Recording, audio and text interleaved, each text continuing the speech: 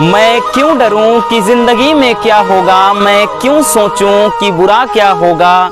चलता रहूंगा अपने मंजिल की ओर, कि चलता रहूंगा अपने मंजिल की ओर, मिल गई तो ठीक वरना तजुर्बा होगा। जय हिंद साथियों, स्वागत है एमके सर इंस्पिरेशन के एक और बेहतर वीडियो में। सो फ्रेंड्स, बहुत सारे स्टूडेंट हमें कमेंट कर रहे थे कि सर जो आप ये क्वेश्चन करवा रहे हैं डेली, इनको आप चैप्टर वाइज करवाइए, हमारी तैयारी कुछ भी नहीं है। सो डोंट वरी, आप सभी प्यारे रसगुल्लों के कहने पर आज से हम फिजिक्स के जितने चैप्टर हैं उनको चैप्टर वाइज उनके क्वेश्चन को मेंशन करेंगे। तो आज से जो शुरुआत होगी वो सेकेंड पार्ट है, यानी फिजिक्स का सेकेंड पार्ट से है। पहला चैप्टर किरण प्रकाशिकी है ना। पहले देखिए, फर्स्ट पार्ट में हमने ऑलरेडी बहुत सारी वीडियोस देख रखे हैं, बट डोंट वरी, इसके बाद हम उसमें भी करवाएंगे। लेकिन पहले हम सेकेंड फिजिक्स के जितने इंपॉर्टेंट क्या है क्वेश्चन है चैप्टर वाइज उनको हम कर लेते हैं, ठीक है ना। डेली एक चैप्टर के सारे टॉप 10 क्वेश्चन को लाएंगे, पहले शॉर्ट वाले, उसके बाद लॉन्ग वाले, फिर हम न्यूमेरिकल की ओर चलेंगे, ठीक। तो चलिए यहाँ से आज 10 इंपॉर्टेंट क्वेश्चन हैं, उनको हम देख लेते हैं। तैयारी कुछ भी नहीं है, डोंट वरी, हम आपके साथ हैं, तो कोई गम नहीं। बस आपको इतना सा करना है कि इस वीडियो को एंड तक देखना है और जितना भी क्वेश्चन हम लाते हैं उसकी नोट्स बनाते चलना है। वैसे देखा जाए तो टाइम पर्याप्त है, नहीं अगर देखा जाए तो नहीं भी है, इसलिए तैयारी में अभी से लग जाना है, बस इतना ध्यान दीजिए। चलिए यहाँ से कुछ क्वेश्चन हैं। तो पहला क्वेश्चन कह रहा है कि पूर्ण आंतरिक परावर्तन की आवश्यक शर्तें क्या है। This is the most important question, आपको बढ़िया तरीके से इसको तैयार करके जाना है। तो पूर्ण आंतरिक परावर्तन के लिए दोस्तों दो शर्तें हैं। देखिए, पूर्ण आंतरिक परावर्तन के लिए दो शर्तें हैं। अब पूर्ण आंतरिक परावर्तन क्या है? टोटल इंटरनल रिफ्लेक्शन किसे कहते हैं दोस्तों? जब क्या होता है, आपतन कोण का मान क्रांतिक कोण के मान से अधिक हो जाए तो प्रकाश की किरण उसी माध्यम में दूसरे माध्यम में जाने के बजाय उसी माध्यम में वापस लौट जाती है। इसी घटना को पूर्ण आंतरिक परावर्तन कहते हैं। और इसी घटना पे क्या है, जैसे हीरे का चमकना, कांच में पड़ी दरार का चमकना, ये सारे एग्जाम्पल इस पे होते हैं। अब इसकी शर्तें क्या है? इसकी दो शर्तें हैं। पहला है कि जो प्रकाश की किरणें होनी चाहिए, क्या लिख रहे हैं भाई साहब? पहला है कि प्रकाश सघन माध्यम से, ठीक है ना, सघन माध्यम से विरल माध्यम में जा रहा हो। कहां जा रहा हो दोस्तों? विरल माध्यम में जा रहा हो।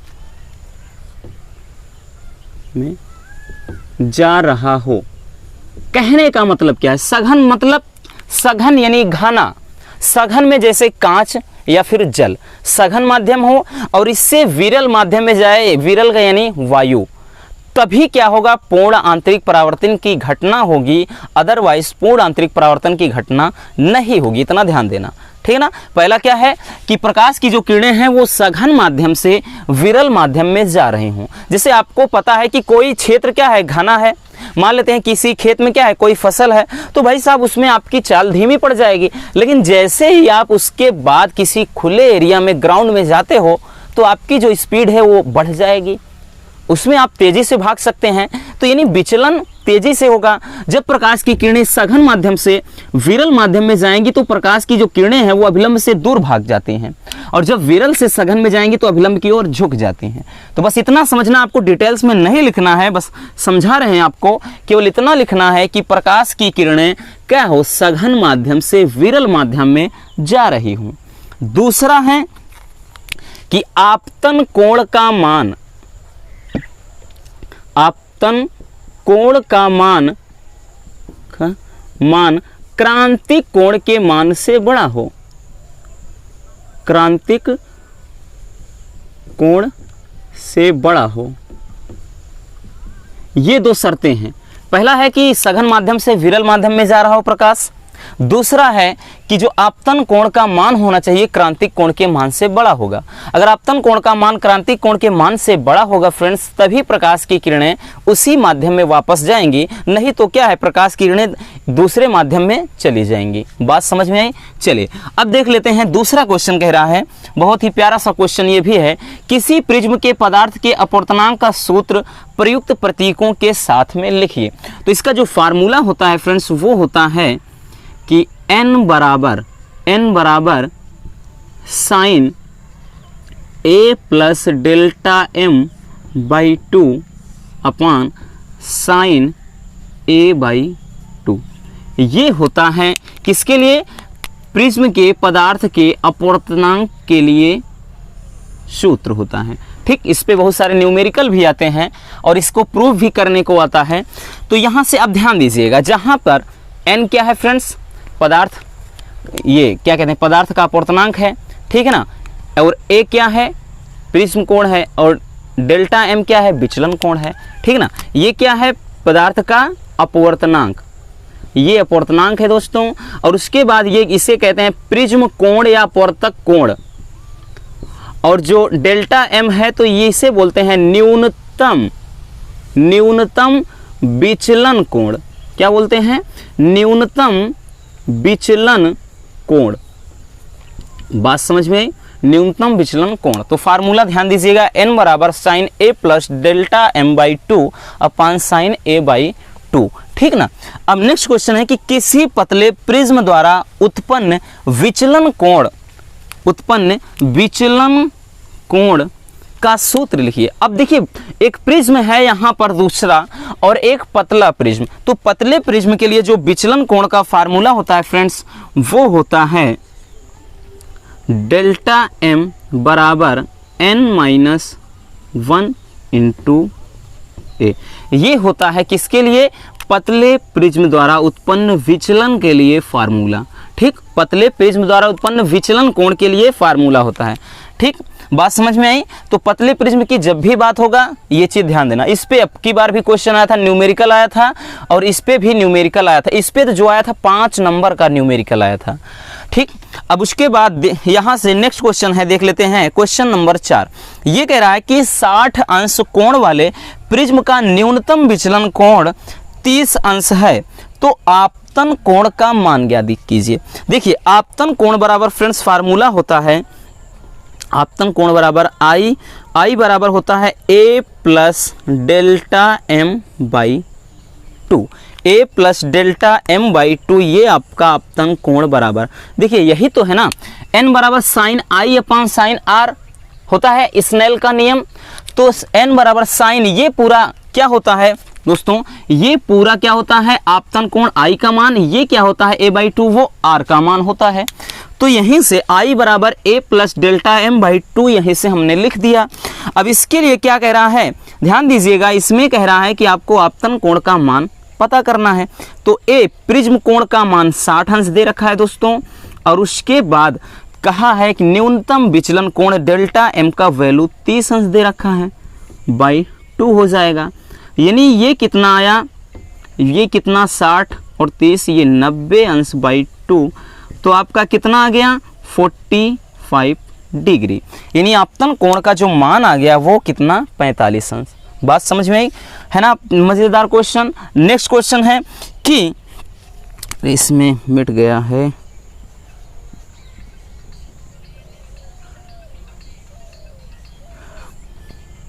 देखिए इसमें कह रहा है कि एक पतले प्रिज्म का प्रिज्म कोण 4 अंश है तथा अपवर्तनांक 1.5 है, तो न्यूनतम विचलन कोण क्या होगा? न्यूनतम विचलन कोण क्या होगा? एक पतले प्रिज्म की बात कहा है दोस्तों। देखिए, हमने बताया ना कि इस पे भी न्यूमेरिकल आता है। पतले प्रिज्म के लिए ये फार्मूला है, और इसमें न्यूनतम विचलन कोण मेरे दोस्त वो पूछ लिया है। तो डेल्टा m बराबर n-1 इंटू का a लगाएंगे फार्मूला, है ना। यही क्या होगा? फार्मूला आपका हो जाएगा। अब इसी पे हमें क्या है? वैल्यू पुट कर देना है। इसी पे हम वैल्यू पुट करेंगे तो हो जाएगा डेल्टा m बराबर ध्यान दीजिएगा, n का मान कितना दिया है? अपवर्तनांक दिया है 1.5 दिया है, माइनस का 1 ये फार्मूला वाला, इंटू जो प्रिज्म कोण या अपवर्तक कोण भी इसी को बोलते हैं वो दिया है 4 डिग्री, है ना। वो कितना दिया है? 4 डिग्री। अब ध्यान दीजिएगा, इसको जब हल करेंगे तो ये कितना निकल कर आएगा? इसमें ध्यान देना दोस्तों, जब 1.5 में से 1 घटाएंगे तो 0.5 यानी 0.5 बचेगा, आधा बचेगा, और ये 4 है। तो मिल के कितना आ गया? 5 चौके 20, 5 चौके 20 आया, और 1 अंक पे दशमलव लगाएंगे यानी कितना आएगा? 2 डिग्री। 2 अंश आ जाएगा, ठीक है ना, क्योंकि 4 पंजे 20 होगा, 1 अंक पे दशमलव लगा दीजिए। तो 2 अंश क्या आ जाएगा, न्यूनतम विचलन कोण आ जाएगा। ठीक, बात समझ में आई। चलिए नेक्स्ट क्वेश्चन की तरफ चलते हैं। इसमें क्वेश्चन बहुत ही मजेदार क्वेश्चन है दोस्तों ये वाला, और ये तो पक्का एग्जाम में आता है। ठीक, कोई ना कोई सेट में ये क्वेश्चन जरूर दिखाई पड़ेगा। कह रहा है कि वायु के सापेक्ष कांच एवं जल का अपवर्तनांक क्रमशः 2/3 एवं 4/3 है, तो जल के सापेक्ष कांच का अपवर्तनांक क्या होगा। अब देखिए इसमें कैसे करना है आपको।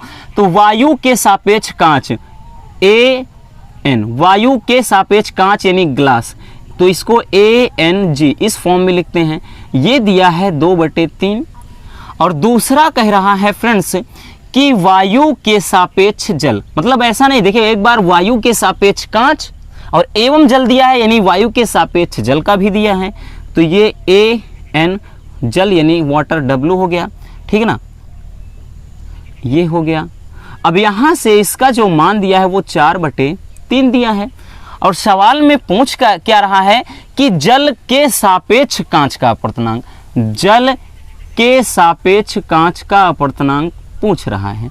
ठीक, जल के सापेक्ष कांच का अपवर्तनांक। तो देखिए इसके लिए फार्मूला आप लगाएंगे, एक फार्मूला होता है जल के सापेक्ष कांच का अपवर्तनांक बराबर, देखिए जो चीज यहां से ये चीज ऊपर जानी चाहिए, ध्यान देना, जल के सापेक्ष कांच के सापेक्ष कह रहा, तो के सापेक्ष वाला हमेशा नीचे जाता है। के सापेक्ष, जल के सापेक्ष यानी जो W वाला पीछे होगा जिसमें वो नीचे जाएगा, यानी ANW, और उसके बाद ये जो कांच वाला है जो ऊपर जाएगा फ्रेंड्स। ठीक है ना, ये आप इस तरह से इसको सूत्र याद कर सकते हो। ठीक, नहीं समझ में आया तो फिर से देख लीजिए, जो क्योंकि हम AN से काटना चाहेंगे, कट जाएगा, G वाला ऊपर जाएगा और W वाला नीचे, इतना ध्यान दीजिए। वहां सूत्र नहीं भी लिखेंगे, कभी कभार क्या इसमें ऑब्जेक्टिव पूछता है और बच्चे कंफ्यूज हो जाते हैं। अब यहां से जब लगाएंगे तो ANG का जो मान दिया है वो दिया है 2/3, फिर मेन बटे कितना है 4/3। ठीक है ना, तो ये से कट गया तो आया कितना 2/3, और वहां पर ऑप्शन देता है कि 2/3, 3/2 ऐसे करके। तो ध्यान देना दोस्तों, ये जो चीज कहता है G वाला जो होगा वो ऊपर जाएगा और ये वाला जो रहेगा यहाँ पर नीचे जाएगा। ठीक, तो ये ANG का जो मान था हमने यहाँ ऊपर इसको रखा, और उसके बाद ANW का मान 4/3 नीचे, ये 3 से 3 कट गए, 2/3 कहाँ से लिख दिया भाई, 2/4 है ना, 2/4 है, और काट सकते हैं 1/2 भी लिख सकते हैं। खैर इसको रहने दीजिए। नेक्स्ट क्वेश्चन देखते हैं, क्वेश्चन नंबर 7। ये भी काफी इंपॉर्टेंट क्वेश्चन है, कई बार पूछा गया है। ठीक ना, 1 नंबर में कई बार पूछा गया है कि उत्तल लेंस के द्वितीय फोकस की परिभाषा दीजिए। तो इसको चलिए हम समझ लेते हैं दोस्तों, एक डायग्राम के माध्यम से। जैसे हमने यहाँ पर एक मुख्य अक्ष खींच दिया, और उसके बाद यहाँ से इस पे क्या है, उत्तल लेंस बना दिया। ठीक, आपको पता है कि ये जो बीच वाला होता है इसको बोलते हैं C यानी प्रकाशिक केंद्र, और यहाँ पर ध्यान देना, इधर क्या है प्रथम फोकस, उधर द्वितीय फोकस, लेकिन द्वितीय फोकस की परिभाषा लिखना है। तो ध्यान देना दोस्तों, जब क्या होता है कि प्रकाश की किरणें मुख्य अक्ष के समांतर चलती हैं, है ना, मुख्य अक्ष के समांतर चलने वाली प्रकाश की किरणें अपवर्तन के बाद मुख्य फोकस कि जिस बिंदु से होकर जाती हैं या मुख्य अक्ष को जिस बिंदु पर काटती हैं वही बिंदु कहलाएगा द्वितीय फोकस। परिभाषा समझ जाइए, हमने यहाँ पर बोल दिया, फिर से समझिए कि क्या होता है कि उत्तल लेंस के द्वितीय फोकस की परिभाषा कैसे लिखना है कि मुख्य अक्ष के समांतर चलने वाली प्रकाश की किरणें, देखिए ये मुख्य अक्ष के समांतर किरणें चल रही हैं, है ना, मुख्य अक्ष के समांतर चलने वाली प्रकाश की किरणें अपवर्तन के बाद मुख्य अक्ष को जिस बिंदु पर काटती हैं, है ना, ये क्या है दोस्त, ये इसको बोलते हैं मुख्य अक्ष। तो मुख्य अक्ष के जिस बिंदु पर काटती हैं ये किरणें, उसी बिंदु को बोलते हैं, क्या बोलते हैं, द्वितीय फोकस। बात समझ में आई, उसे क्या कहते हैं, द्वितीय फोकस कहते हैं। ठीक, चलिए नेक्स्ट क्वेश्चन की तरफ हम रुख करते हैं। कह रहा है कि स्वस्थ आंख के लिए निकट बिंदु कहां पर होता है। तो इसमें ध्यान देना समझ दोस्तों कि स्वस्थ आंख के लिए जो निकट बिंदु होता है वो क्या होता है, अस्पष्ट दृष्टि की न्यूनतम दूरी पर होता है, जिसे बोलते हैं क्या है, D से दर्शाते हैं। तो इसमें ध्यान देना कि स्वस्थ आंख के लिए जो निकट बिंदु होता है, जो निकट बिंदु होता है फ्रेंड्स, वो कितना होता है और दूर बिंदु जो होता है वो कितना होता है, यही चीज़ हमें ध्यान देना। यहाँ पर निकट बिंदु की बात कहा है कि स्वस्थ आंख के लिए निकट बिंदु कितना होता है, तो ये होता है 25 सेंटीमीटर। और उसके बाद दूर बिंदु कितना होता है, तो ये होता है अनंत, है ना। कहाँ पर होता है, अनंत पर होता है। यानी निकट बिंदु का मतलब क्या है कि स्पष्ट दृष्टि की न्यूनतम दूरी, कि आप क्या है किसी चीज को, किसी वस्तु को, कोई अक्षर लिखा है 25 सेमी की दूरी पर रखी वस्तु को आप पढ़ सकते हो, स्पष्ट देख सकते हो, तो समझ लो वो क्या है, स्वस्थ आंख के लिए निकट बिंदु है। और दूर बिंदु कितना होता है, वो होता है अनंत, यानी इनफाइनाइट होता है। ठीक, नेक्स्ट क्वेश्चन कि परावर्ती दूरदर्शी की दो विशेषताएं लिखी। बहुत ही मजेदार क्वेश्चन है, अब ये छाप कर रखिए फ्रेंड्स, ये काफी इंपॉर्टेंट क्वेश्चन है आपकी एग्जाम की दृष्टि से कि परावर्ती दूरदर्शी की विशेषताएं क्या है। अब की बार भी पूछा गया था और 3 सेट में पूछा गया था। तो परावर्ती दूरदर्शी की क्या विशेषताएं हैं, तो ध्यान देना, इसमें 2 विशेषताएं पूछा है, तो हम लिखते हैं दोनों कि परावर्ती दूरदर्शी की विशेषता ये है, पहला कि परावर्ती दूरदर्शी द्वारा जो प्रतिबिंब बनता है वो चमकीला प्रतिबिंब बनता है। ठीक, तो लिखना है इसके द्वारा वस्तु का चमकीला प्रतिबिंब बनता है, चमकीला प्रतिबिंब बनता है। ठीक, तो ब्राइटनेस ज़्यादा होता है, यानी जो प्रतिबिंब होता है बहुत ही स्वच्छ, साफ सुथरा और चमकीला बनता है, डार्कनेस नहीं होता है। दूसरा कि इसमें प्रतिबिंब में वर्ण